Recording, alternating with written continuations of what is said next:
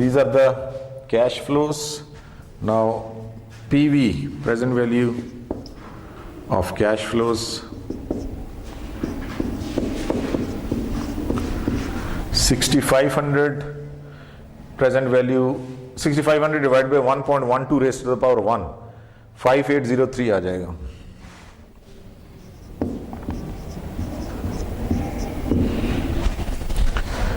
$3000 की present value 2391।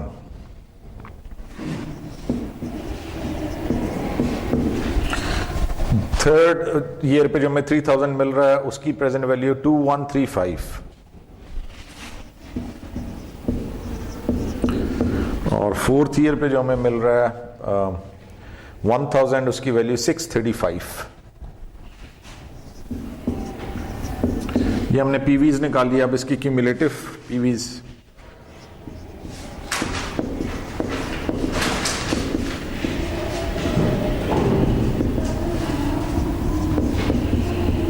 -10,000 + 5803 4197 आ जाएगा। ये भी माइनस में है।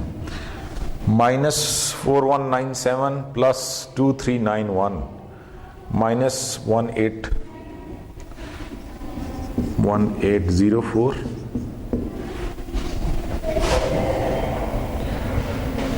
1805 भी हो सकता है।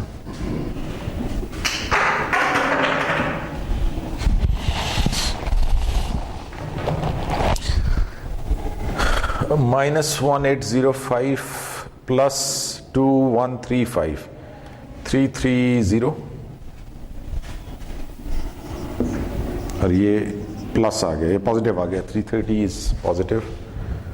और उसके बाद फिर इसमें 635 ऐड करें तो 965 ओके। ये हो गया जी हमारा cumulative present value of care. 330 + 635 plus this 965। अब इसका discounted pay back period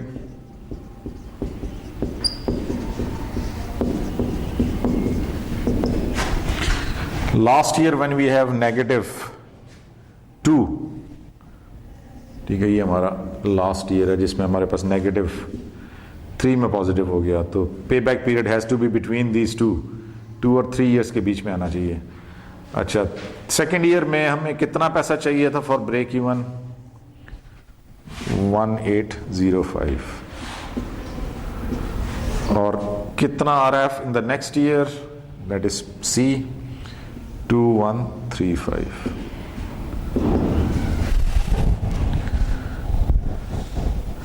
(1804) 2135 2.85 years.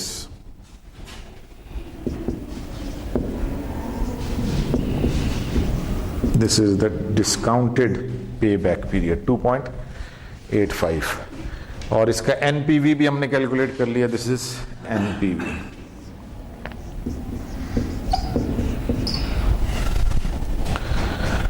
अब दोनों को अगर हम कंपेयर करते हैं, प्रोजेक्ट एक्स और प्रोजेक्ट वाई को, इसके डिस्काउंटेड पेबैक को पीरियड को कैलकुलेट कंपेयर कर लें। Project X has a payback period of 2.85, project Y has a discounted payback period of 3.72। तो इस हिसाब से प्रोजेक्ट एक्स को हम एक्सेप्ट करेंगे, प्रोजेक्ट वाई को रिजेक्ट करेंगे। अगर हम एनपीवी की बात करते हैं, project X has NPV of 635, project Y has NPV of 630 नहीं, सॉरी, प्रोजेक्ट एक्स का जो, ये प्रोजेक्ट एक्स है ना, इसका एनपीवी 965 है। प्रोजेक्ट एक्स का जो एनपीवी है वो 965 है और प्रोजेक्ट वाई का एनपीवी 630 है। प्रोजेक्ट एक्स को एक्सेप्ट करेंगे तो उसका एनपीवी ज्यादा है, प्रोजेक्ट वाई को रिजेक्ट करेंगे। अगर म्यूचुअली एक्सक्लूसिव है फिर दोनों को एक्सेप्ट करेंगे, दोनों में पॉजिटिव आ रहा है NPV, both projects will be accepted. अगर एक को एक्सेप्ट करना है तो फिर प्रोजेक्ट एक्स को एक्सेप्ट करेंगे, प्रोजेक्ट वाई को रिजेक्ट करेंगे, जिसका एनपीवी ज्यादा होगा उसको एक्सेप्ट करेंगे। पे पीरियड में वो कम नहीं करता। वो क्या है? वो जिसका पहले डिस्काउंटेड पे पीरियड जिसका कम है, हाँ, उसको भी सिलेक्ट करेंगे। डिपेंडिंग ऑन द मेथड, आप कौन सा मेथड यूज कर रहे हैं। अगर आप इसको क्राइटेरिया बना रहे हैं डिस्काउंटेड पे बैक पीरियड को, तो फिर जिसका कम है डिस्काउंटेड उसको सिलेक्ट करेंगे, जिसका ज्यादा उसको। अगर आप एनपीवी की बेस पे सिलेक्ट करेंगे तो जिसका एनपीवी ज्यादा उसको सिलेक्ट करेंगे, जिसका कम है उसको रिजेक्ट करेंगे। तो सर इन दोनों की दोनों में से कोई ऑप्शन ना हो, गिवन ना हो, फिर आपको दोनों कौन सी करनी है? सर दोनों में एनपीवी ज्यादा बेहतर ऑप्शन है, इसलिए कि जो डिस्काउंटेड पे बैक है वो बाद वाले कैश फ्लो उसको इग्नोर करता है। वो तो यहाँ पे बात खत्म कर देता ना, इसके बाद क्या हो रहा है वो उसको नहीं देखता, जो कि एनपीवी ओवरऑल प्रोजेक्ट को देखता है। तो अगर आपको मतलब दोनों में से एक को चूज करना है, फिर एनपीवी बेस्ट। कौन सी सर्कमस्टेंसेस होते हैं जब हमें मतलब ये चीजें देखनी होती हैं, मतलब कहाँ पर हम एनपीवी को इग्नोर करेंगे और कहाँ पर हम प्रोजेक्ट की नेचर पे है ना। प्रोजेक्ट अगर ऐसा है जिसमें आपको लगता है कि जी बस पे बैक जल्दी हमने पैसे पूरे करके निकलना है इसमें से, ठीक है, फिर आप डिस्काउंटेड पे बैक को देखें। अगर आप कहते हैं नहीं हम लॉन्ग टर्म रखना चाहते हैं प्रोजेक्ट और ओवरऑल हम इसमें ज़्यादा इन्वेस्ट, फिर एनपीवी को देखें। वो आपकी अपनी चॉइस है ना, किस तरह की नेचर ऑफ इन्वेस्टमेंट क्या है। बाज़ लोग होते हैं कहते हैं जी शॉर्ट टर्म खेलना है हमने, बस थोड़े टाइम के लिए इन्वेस्ट करना है, पैसा निकालना है, तो वो फिर आप डिस्काउंटेड पे चले जाएं। अगर आपने लॉन्ग टर्म देखना है, ओवरऑल प्रोजेक्ट की परफॉर्मेंस देखनी है, फिर एनपीवी को देखना है। पे बैक तो किसी सूरत में भी रिकमेंडेड नहीं है, इसलिए कि वो तो उसमें तो वीकनेस है कि उसमें हम प्रेजेंट वैल्यू को इग्नोर करते हैं। Discounted pay back can be an option, लेकिन वो भी सिर्फ शॉर्ट टर्म में, और अगर आप ओवरऑल पिक्चर देखना चाहते हैं तो फिर एनपीवी इज बेटर। ज़्यादातर कंपनीज जो एनपीवी को देखती हैं क्योंकि उसमें पूरा ओवरऑल कैश फ्लो आता है। थोड़ा सा रिकॉल करा रही है फिर डिस्काउंटेड और उसमें क्या करते हैं? किसमें? पे बैक में हम सिर्फ जो अमाउंट आ रही है उसकी उसमें प्रेजेंट वैल्यू नहीं लेते, जो हमारी अमाउंट आ रही है उसकी बेस पे कैलकुलेशन कर रहे हैं। जी आपकी डिस्काउंटेड में हम कहते हैं नहीं ये जो हमें पैसा मिलेगा उसकी आज के हिसाब से क्या वैल्यू बनेगी, हम प्रेजेंट वैल्यू देखते हैं, ना कि जो हमें 3 साल बाद पैसा मिल रहा है दैट वो हमें मैटर नहीं करता। हमें ये मैटर करता है 3 साल के बाद मिलेगा तो आज की उसकी कितनी वैल्यू होगी, प्रेजेंट वैल्यू क्या होगी, ये फर्क है। एक में हम जो है वो एक्चुअल वैल्यू को देख रहे हैं जब भी वो मिल रही है, और एक में हम उसकी प्रेजेंट वैल्यू के हिसाब से इसको कैलकुलेट। इसलिए कहता ना डिस्काउंटेड मीन्स के वो डिस्काउंट हो गया ना। 3,000 रुपये आपको मिल रहा है 3 साल के बाद, तो आज अगर उसकी कैलकुलेशन करेंगे जैसे अभी हमने किया है 2,000 कुछ है, ये मिसाल के तौर पे 6,500 1 साल के बाद मिलना है, तो आज के हिसाब से तो ये है ना डिस्काउंट हो गया ना। फिर ये this is actual, this is discounted, कम हो गया ना, प्रेजेंट वैल्यू कम होगी उसके हिसाब से, इसलिए इसको डिस्काउंटेड भी कहते हैं। क्वेश्चन नंबर 2 जी,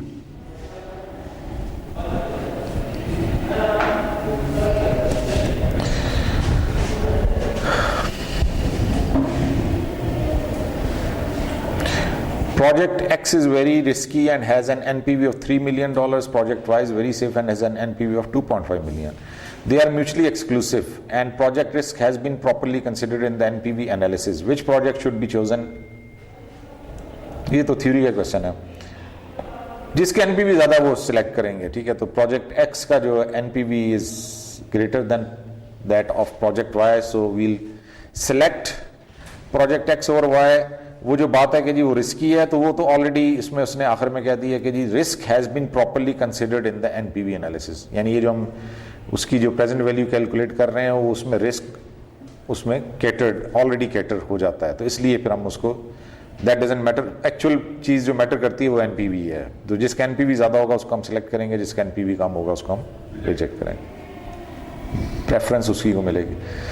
अच्छा जी, a firm has a $100 million capital budget. It is considering 2 projects that each cost $100 million.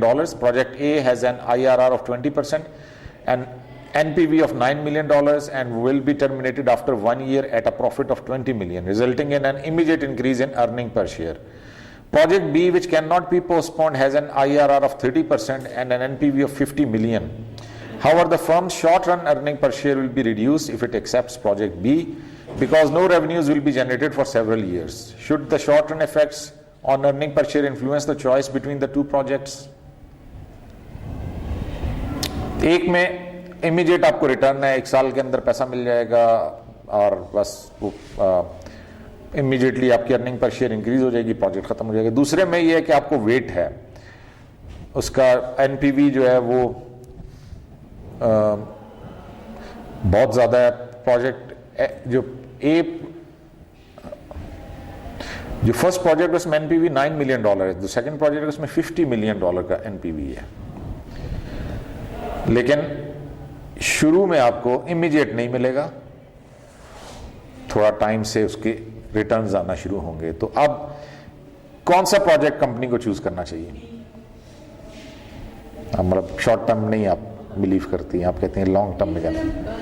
Figure सामने है तो फिर उसको देखते हैं। मैं ठीक है इसका, क्योंकि हमने एक शायद चैप्टर 1 में डिस्कस किया था ना कि what is the objective of financial management, it is to maximise share holders wealth.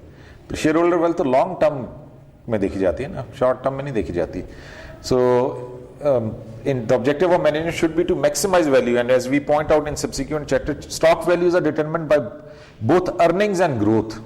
The NPV calculation automatically takes this into account, and if the NPV of a long term project exceeds that of a short term project, the higher future growth from the long term project must be more than enough to compensate for the lower earning in earlier years। ठीक है, तो इनका जो बात है वो सही है कि जी दोनों में फर्क बहुत बड़ा है ना, एक में 9 मिलियन है, एक में 50 मिलियन है, तो आप 50 मिलियन को प्रेफर करेंगे। दूसरा क्वेश्चन इसका जो था पार्ट बी भी है, how might situation like this influence a firm's decision to use pay back. Pay back के तो वीकनेस है ना, अब ये तो पे बैक यूज करेंगे तो लाजमी होता है पहला प्रोजेक्ट आप एक्सेप्ट करेंगे, सेकंड प्रोजेक्ट आप रिजेक्ट कर देंगे क्योंकि उसमें एक इमीडिएट रिटर्न आ रहा है। तो यही तो उसकी वीकनेस है पे बैक पीरियड की, कि वो इग्नोर करता है ओवरऑल कैश फ्लोज को। तो अगर आप पे बैक मेथड यूज कर रहे हैं तो ये आपकी मिस्टेक होगी इस तरह की केसेस के अंदर, यू शुड नॉट।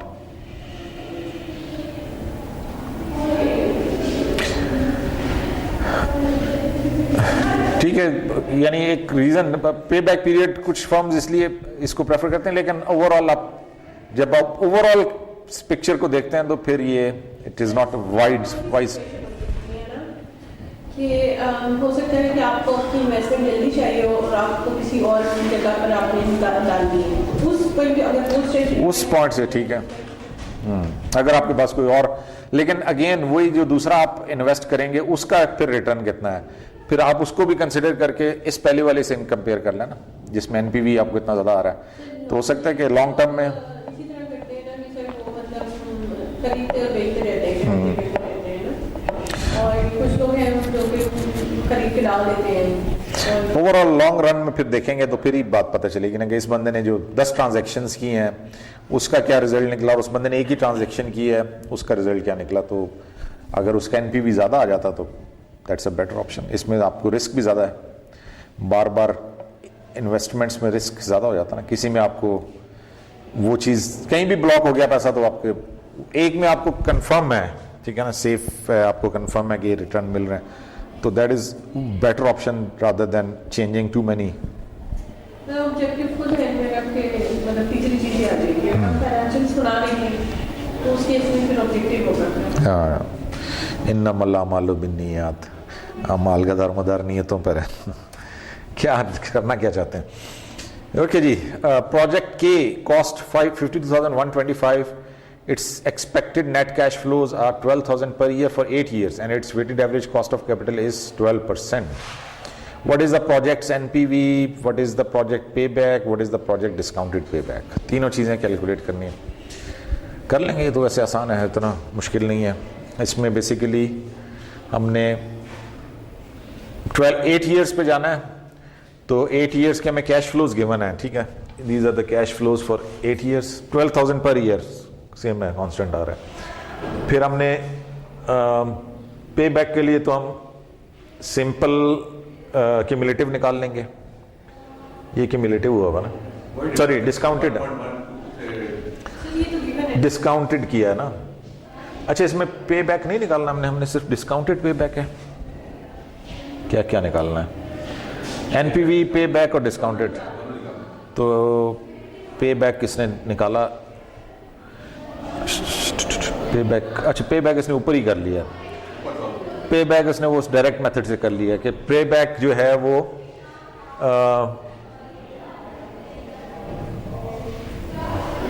पे बैक ये किया हुआ है 12,000 calculate the pay back period as 52,125 divide by 12,000 is equal to 4.3438 so the pay back is about 4 years 52,125 की इन्वेस्टमेंट है और 12,000 आपको पर ईयर रिटर्न हो रहा है, तो उसको डिवाइड कर लें तो आपके पास, ठीक है ना। इसमें टेबल पे बैक पीरियड के लिए आपको टेबल बनाने की, जब सेम अमाउंट आ रही है वेरी नहीं कर रही तो फिर आप डायरेक्ट भी निकाल सकते हैं। वो जो हमने पहले वाला क्वेश्चन किया तो उसमें वेरी कर रहा था ना, 65 था, 35 था, 3,000 था, 1,000 था, उसमें फिर आपको कैलकुलेशन करनी पड़ेगी। इसमें आप डायरेक्ट भी कर सकते हैं। तो पे बैक पीरियड इसका आ गया 4.438। अगला हमने डिस्काउंटेड, तो पहले हमने डिस्काउंटेड कैश फ्लोज निकालने हैं 12%। 12,000 जो है वो आ जाएगा 10,714। सेकेंड ईयर में जो मिल रहा है उसके ये प्रेजेंट वैल्यू, थर्ड ईयर जो 12,000 मिल रहा है उसकी प्रेजेंट वैल्यू इतनी आ जाएगी। So all present values are calculated now based on that. अच्छा, फिर हमने उसके क्यूमुलेटिव निकाल लिया, ऐड करते गए एक हर एक को, तो ये हमारे पास क्यूमुलेटिव आ गया। फिर ये इसका एनपीवी निकल आएगा 748, ये हमारा एनपीवी है 7486.68। Discounted pay back period last year when we have a negative cash flow is 6, ये लास्ट है ना, इसके बाद तो पॉजिटिव हो गया, तो 6 प्लस ये पैसा चाहिए फॉर ब्रेक इवन, वो आ गया बी। और नेक्स्ट पीरियड में हमारे पास जो प्रेजेंट वैल्यू उसकी वो 5428, वो डिवाइड करेंगे तो आपके पास 6.51 ईयर्स आ जाएगा, ठीक है। तो ये बेसिकली वही तीनों मेथड्स इसमें आ गए। एनपीवी भी निकल आया, पे बैक भी निकल आया और डिस्काउंटेड पे बैक पीरियड भी निकल आया।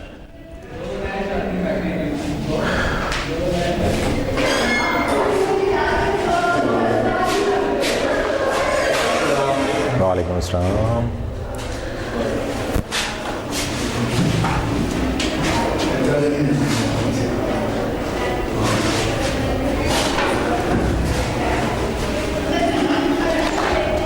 ओके,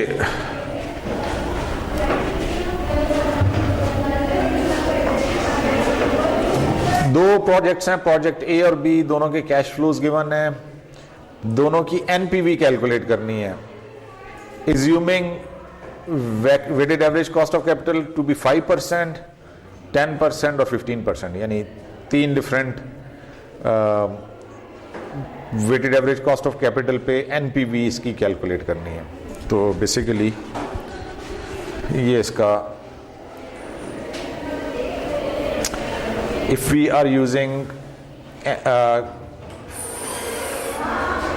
5%, तो एनपीवी आ जाता है 3.52।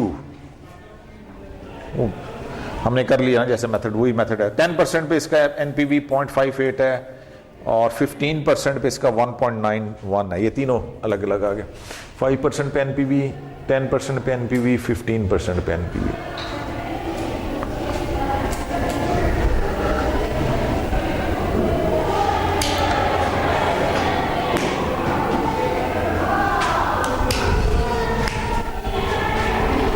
प्रोजेक्ट ए के, ठीक है, पहले हमने प्रोजेक्ट ए के तीनों कैलकुलेट, ये प्रोजेक्ट बी के, फिर इसी तरह से प्रोजेक्ट बी का एनपीवी एट 5%, वैक एट 10%, वैक और एन 15, तीनों का अलग अलग निकाल लिया। आईआरआर निकाल सकते हैं, आईआरआर निकालना है इसका, प्रोजेक्ट ए का।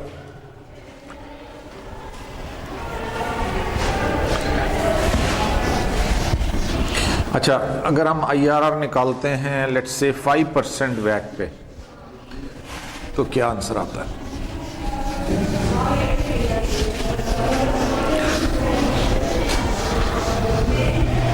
वो निकालें जो इसने कैलकुलेट भी किया, ताकि हम मैच कर सकें कि आंसर हमारा सेम आ रहा है कि नहीं आ रहा।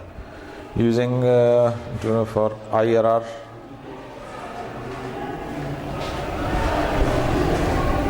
प्रोजेक्ट ए का आईआरआर, ठीक है, प्रोजेक्ट ए का पहले निकालते हैं IRR. Project A, this is question number 5।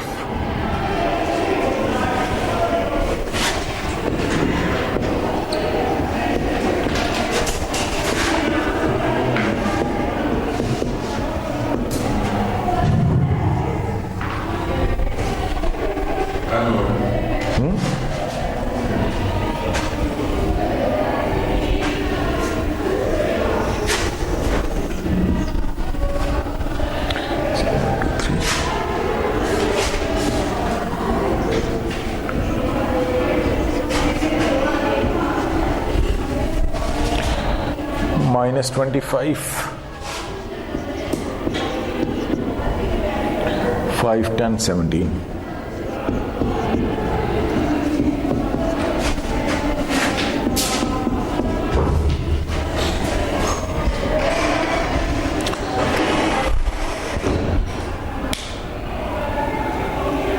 अच्छा, अब हमें ज़्यादा इसमें मुश्किलात का सामना नहीं है। हमें दो डिस्काउंट रेट चाहिए जिसमें एक में एनपीवी प्लस आए और एक में माइनस आए। तो अगर आप ये देखें प्रोजेक्ट ए का है ना, 5% पे एनपीवी 3.52 है और 10% पे जाके नहीं सॉरी 15% पे माइनस है।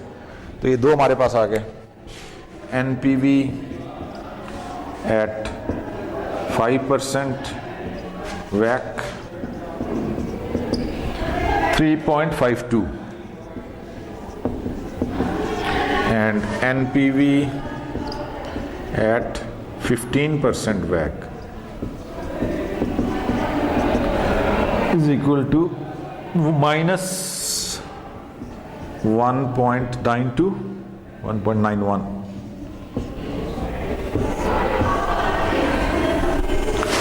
अच्छा जी, फॉर्मूला क्या जी IRR का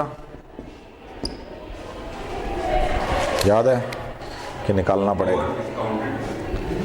हाँ जी, lower discount rate plus difference between the discount rate, difference between the discount rate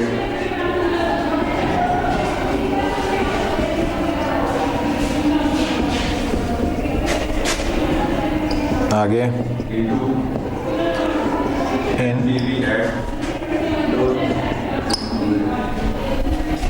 NPV at lower discount rate lower discount rate over absolute divide divide absolute difference between the NPV of two between the two NPVs। चलो, अच्छा, एक तो mental math ये कहता है कि जी इसका जो IRR है वो इसके बीच में आना चाहिए,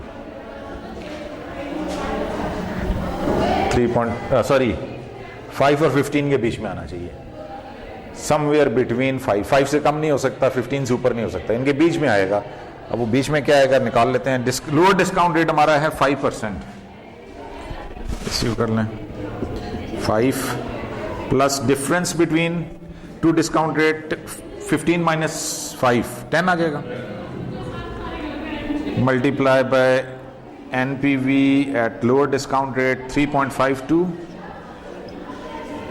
माइनस है क्या है, डिवाइड है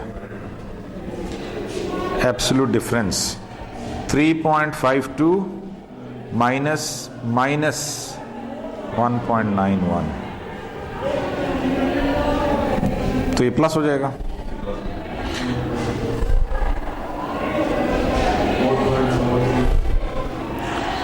ये सारे की कुछ वैल्यू आएगी ना,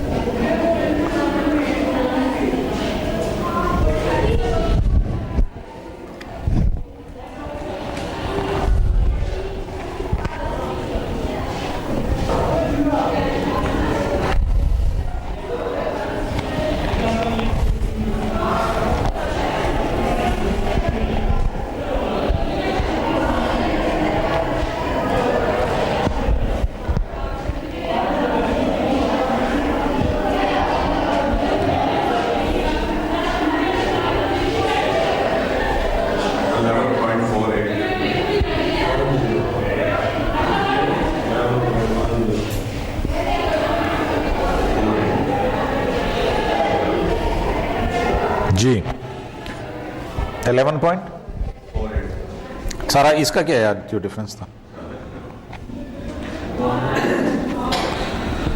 10 के आगे 3.52 डिवाइड बाय 0.65 तो क्या आ गया 10 इंटू ये 6.48 आ गया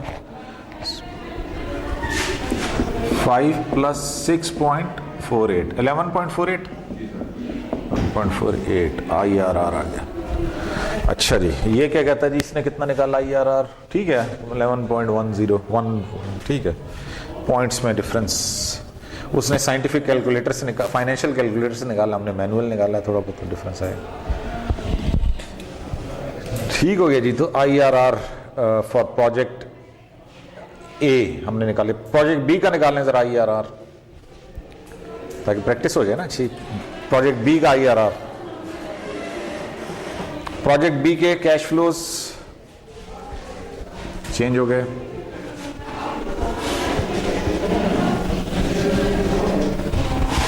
प्रोजेक्ट बी कैश फ्लोज -20 1096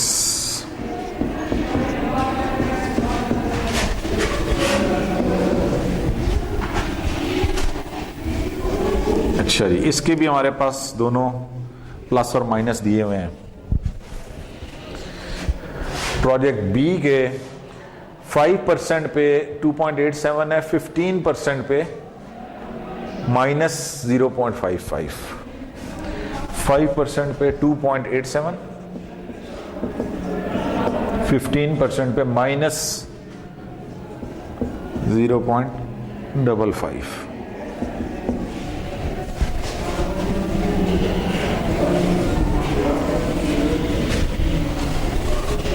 खाली जगह को पुर कर लें। Lower discount rate 5, difference 10, NPV at lower 2.87 divided by 2.87 minus 0.55,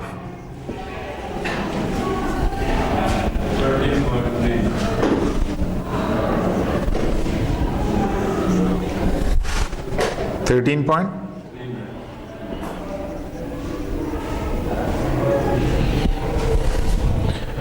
13.39, 13.18, ठीक है।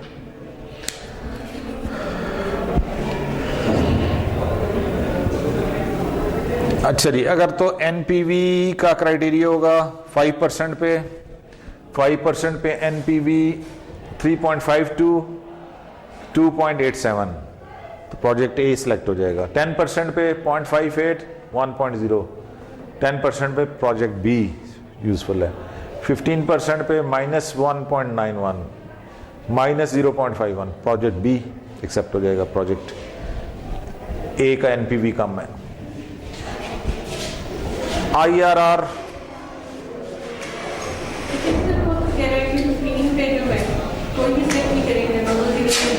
क्या हुआ? दोनों, अगर दोनों में दोनों, हाँ NPV तो जब नेगेटिव हो तो फिर रिजेक्ट, सही है। NPV तो उसका क्राइटेरिया, पहली बात तो पॉजिटिव होना चाहिए ना। NPV नेगेटिव का मतलब है रेट लॉस में जा रहा है, तो उसको तो सिलेक्ट करना ही नहीं है, उसका फायदा क्या। ठीक है,